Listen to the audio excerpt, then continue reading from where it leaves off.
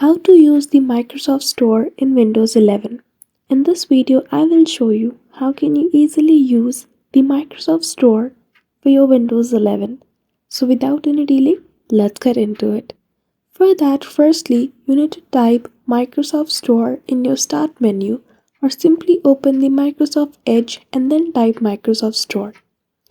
After you open Microsoft Store, firstly in the home option you will see all kinds of application, and below it you will see the categories like the application, games, and then after at the end movies and TVs.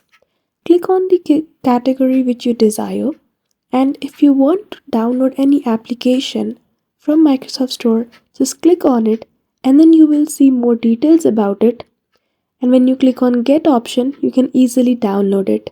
Sometimes some applications have the option to pay for it and then be able to use that. For that you need to provide your credit card details, and that's all. That is how easily you can use the Microsoft Store in Windows 11. So I hope you found this video helpful. If you did, don't forget to give it a thumbs up and subscribe to our channel for such tutorial.